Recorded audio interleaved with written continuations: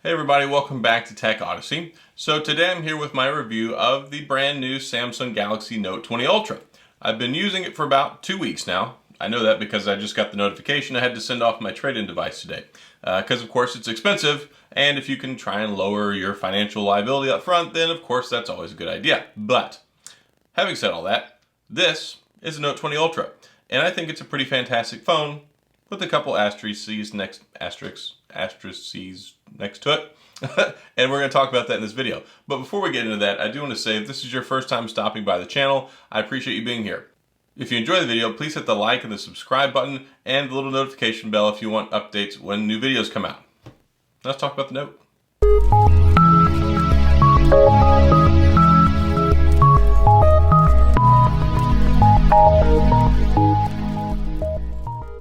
Here we are, the Samsung Galaxy Note 20 Ultra.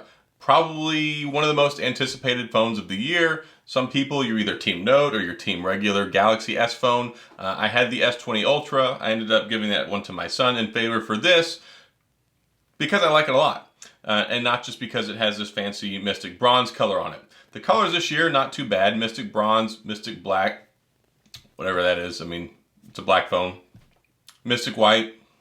It's a white phone, so I don't really know where the whole Mystic thing comes into it, but this one is really, I mean, they did a good job with this, and I totally love the color. They had like the copper color with the Note 9 that I never got an opportunity to get my hands on, so I like the way that this looks. It basically looks like a boxy version of the S-Series phone. If you're familiar with the S-Series phone, it's always more rounded. They don't have an S Pen, none of that crazy stuff, but usually when the Note comes around, it's a little bit more refined. This year we got an upgraded processor. They bumped it up from the Snapdragon 865 to the 865 Plus, which is about a 10% performance upgrade on the CPU. So you get 10% performance on the graphics and on the power for the phone. So pretty good. Except for the fact that, I mean, it does kind of seem to drain the battery. And we'll talk about that more here in a minute. 4,500 milliamp battery. They did take it down from the 5,000 that was in the S20 Ultra. They also moved the S Pen over to the left-hand side of the phone instead of the traditional right side of the phone, which really I think is throwing some people for a loop. For me, not so much because I only use my stylus like once every 48 hours. So it's funny. I'm not actually team Galaxy series or Note series. I just get the new phone every 6 months when it comes out, to be frank. But I always kind of like the Note better because it usually had a bigger screen, it usually had a little beefier specs, bigger battery, all that stuff, and it would last you through the day. Whereas sometimes the S series wouldn't, so I've always kind of leaned towards these. And usually the cameras are more refined too. Cameras are definitely a big deal on this one. So it's got the same 108 megapixel camera that is in the S series phone, but they put a laser focus on it. The laser autofocus, way improved, like super crazy way improved. I'm super happy with that. If you've been watching my videos for a while, you know that I use the Samsung Galaxy phones to shoot my videos with. That's actually kind of changed here the last week or so. I'm shooting with my Sony a7 II now, so hooray. I'm not dependent on a phone to record my videos anymore. I'm trying to get better at this, so bear with me as this process goes along. But as far as phones go, this one right here, the Note, definitely has some improvements over the S-Series phone, the S20 Ultra. And I made a video called the Note 20 Ultra the best vlogging phone of the year, which I believe that it is. One, it's great because you can use the S Pen, you can press the button on it, you can flip the camera around, you can start recording, something that's kind of invaluable and almost intangible whenever you are a vlogger or you're out recording by yourself. So it's really cool there. Also, you can now use your Bluetooth earbuds as a microphone. It works especially with the Samsung Galaxy Buds, the Buds Live. When you go into Pro Video mode, it only works in Pro Video mode, but you can use your earbuds as a lapel mic, a Bluetooth microphone for your recording, so you can step as far away as you want to the limit of your Bluetooth connection, and it will pick it up for your recording, which is really nice. So those are two great features right there. They have the improved autofocus, and then also the camera is really good. 108 megapixel, you get the 12 megapixel wide angle, the 12 megapixel telephoto for the nice zoom, and then you get the 50 times zoom with the combination between the cameras that are on there. Now, one cool thing, you can see the picture here. I took this here, you can see the moon, you can see before and you can see after, and it's just amazing what this phone can do. And normally you take other phones and you point them at the moon and you get this it's blurred out, it gets real dark, you can't even see the moon. This was taken with the auto mode. I didn't even have to do anything in pro mode. So really, really impressive there. You get pro mode with the video, you get pro mode with the camera, you get live focus for camera and for video, which is really nice. Of course, that's a backward compatible software feature. I have it on my Z Flip as well. Ta-da, this guy. And also on like the Note 10 series from last year. So it's nice that they included these extra features, but live focus video, spot on, works on the front and the back of the camera. So, talked about some of the camera stuff, talked about, also for recording things. So the video is better. So yes, whenever you plug in the USB-C microphone, it works really, really well. And it sounds nice, it's more rich audio, and there's a little more depth to it. I was using it with the S20 Ultra, and people said it was a little on the high side, a little tinny, and it didn't have some of that depth to it. So it really, really has improved in that as well. And you just plug it into the bottom. You just plug the USB-C microphone into the bottom. While you're recording, it automatically picks it up. So that's something I've been doing for a while.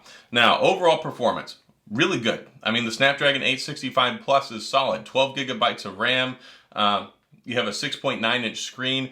It's an AMOLED display. Quad HD Plus is capable. You can do the adaptive variable refresh rate on it. So it can do 120 hertz refresh rate, or you can do 60. Now, if you go into 120 hertz refresh rate, it drops the resolution down to 1080p, which I'm kind of okay with. I was doing that with the S20 Ultra already, so now it doesn't really bother me at all. Not that it bothered me so much in the beginning, but I really do appreciate having that really nice, crispy, smooth screen, especially with the scrolling and things like that. So 60 hertz, you can go up to Quad HD Plus, which is nice if you really want those extra pixels per inch. If you really want the super nice and sharp, crispy looking display, you can go that route, but you're going to compromise because you're not going to have the higher refresh rate. Both of those things kind of eat up the battery. And we're going to segue into that because the battery on this is questionable at best. I've seen a couple people say that, hey, I get decent battery life, but there's a lot of people that say they don't get great battery life. And I think some of that might have to do with the actual model that you get. Now, here in the United States, we have the Snapdragon 865 Plus. Overseas, internationally, they have the Exynos processor. That actually doesn't matter with this issue because apparently there's two different types of heat dissipation, heat sink, heat transfer mechanisms in the phones, and it doesn't matter which processor. It's just kind of luck of the draw which one that you got, and I think jerry-rig everything is the one that figured this out. That's the only thing I can think of. Maybe that might have something to do with the battery drain, but when you have it on 120 hertz, when you have the brightness, I mean, it doesn't even matter with the brightness. I put the brightness at like 50-60%. I tried it with adaptive brightness. I can't get more than 6 hours of screen on time. I think I got 6.5 barely one time. Usually I get about 5 hours of screen on time with this phone with everything turned on, adaptive brightness turned off, and the battery optimization is on. So battery life is not very good. And a lot of other people kind of touched on this too in varying degrees. But if you're a real power user, and that's kind of typically who the Note is designed for, it seems almost criminal to me that they took 500 milliamps out of the battery to thin this down a little bit from the S20 Ultra to the Note. I would have preferred that they left that in there because that extra 500 milliamps really goes the distance, especially if you want to use the higher refresh rate, if you want to have the brightness turned up and you want to be able to take advantage of all the wonderful things that this phone has to offer. Because quite frankly, it's my most favorite Note performance-wise so far. I really like this phone. This phone works great. It's great for media. It's great for camera. It's great for so many things. And it's really disappointing to me that I have to plug it in at dinner time and charge it up just to make sure that I can get through the evening and not have to sit there tethered to a charger all night. So yeah, I'm really only getting about 5 hours, just slightly over 5 hours of screen on time. And that's about the 10% battery mark. That's not the 20% battery mark. So I do have a lot of concerns there. I'm hoping maybe that's something they can fix with the software. Again, a couple people have remarked that they've gotten good battery life, but a lot of people have remarked that they've not gotten good battery life. So I'm not happy about that, but it is what it is. IP68 dust and water resistant. It has wireless charging. It has reverse power share, which is the reverse wireless charging, so you can pop your earbuds or something else on the back and transfer some power. Of course, it is much lower wattage than the fast wireless charging that you get with the phone. However, if you plug this sucker into a power charger, it recharges pretty quick, and that's one thing that I really like about it. You plug it in 10-15%, 10 to 15% battery, it feels like maybe just over an hour the whole thing is recharged again, and you've got a full battery to go with, especially if you use the 45-watt charger. So charging is solid on it. The battery life, I mean, that's kind of a compromise, but at least it recharges quickly. Bluetooth connection, great, solid for audio. You got your Dolby Atmos in there. It's good. It's great for playing games. You've got the 10 megapixel front-facing selfie camera on it. I should have touched on this earlier when I talked about the back cameras, but the selfie camera is good. And again, you have the live focus mode for pictures and for video now. So I do like that, and I think it takes pretty good selfies, especially whenever you can put it on a tripod, you can hold it, you can use the S Pen so you can go ahead and snap those pictures or start the video. So this right here is fantastic when it comes to media and when it comes to content creation. And if you're somebody who likes to use your phone for a one-stop shop for content creation, which is something I did the first 2.5 years of my channel, you can put Power Director on here or something else and go to town. It works great. Now, as far as biometrics, you've got the facial recognition, which is the same garbage facial recognition that basically $100 Android phones have. It works kind of most of the time. If you're in different varying light settings, if it's really bright or it's really dark, or if you're moving, it can have some issues, but by and large, it does mostly work. It's not the very secure like facial ID recognition like you get with Apple or some other devices, but it's just your run-of-the-mill Android facial recognition. It has the ultrasonic fingerprint sensor built into the screen. If you don't have a screen protector on it, it works really well. It's like the best version of it so far, so I'm glad they improved that.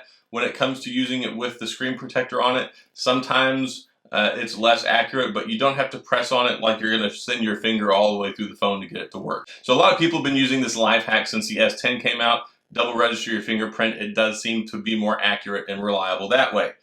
The screen is gorgeous. I totally love using it. The speakers are solid. It has the speaker down on the bottom and the handset speaker, so you get stereo sound. It sounds really good. And I think that it is an improvement over the S20 Ultra. Overall, I like this phone a lot. The only reservations that I really have are the battery. One thing that does kind of irk me too is it has 128 gigabytes of internal storage. It's $1,299. You'd think that they could find a way to put at least 256, especially since the Z Flip 5G comes with 256. Of course, it doesn't have expandable storage. This one does, so you can throw an SD card in there if you want, but onboard storage is always better. And I don't want to pay more money for 512 because I really don't feel like I should have to.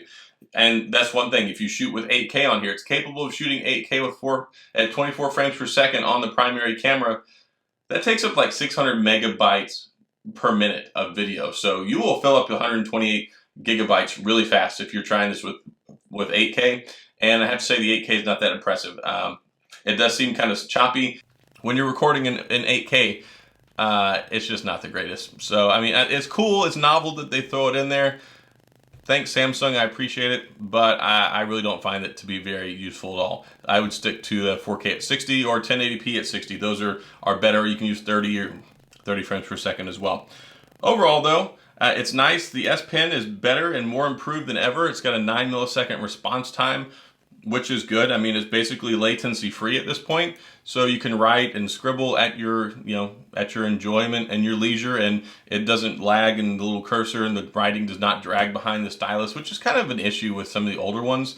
If you used it before and you would draw and it would be trailing behind like a mouse pointer trail. So I'm glad that they have kind of got that worked out, and this is on par with like the iPad and the Apple Pencil now. So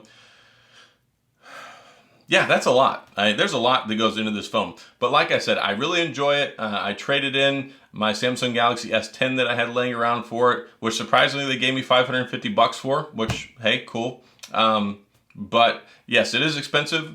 Do I think it's worth $12.99? Yes, I do. I think it's probably the most complete Note that they've ever come out with, other than it's hampered by the battery a little bit. And for some people, that'll be a problem. Some people, you'll be like, what? I don't use my phone 5 hours a day, so it doesn't bother me.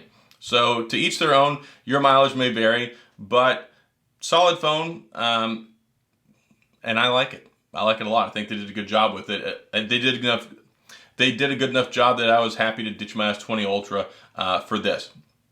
If you like Notes, you're going to like this one. If you're thinking about getting it, you'll probably enjoy it. Other than the price tag, that's going to hurt, $12.99, but they did bring it down $100 from the S20 Ultra that they had not even last year, came out early this year. So that's all I've got, guys. Hopefully this has been helpful for you. Hopefully this has given you the information that you need to make a decision if you're looking to get one of these, if you're borderline, if you're on the fence, or really if you just wanted some gee whiz information and wanted to see me hold up the phone and talk about it with some scattered B-roll here and there. But overall, I really like the phone. I think it's solid. It's a keeper for me. You just might have to live around the battery issues, but overall, I think it's a solid device. So that's all I've got. If you have any questions or comments, please feel free to leave them down in the comments section. I'll get back with you. Like I said in the beginning, if you enjoyed the video, please hit the like and the subscribe button and the little notification bell if you want updates when new videos come out. And as always, thanks for being here. I appreciate you watching, and I'll see you guys next time.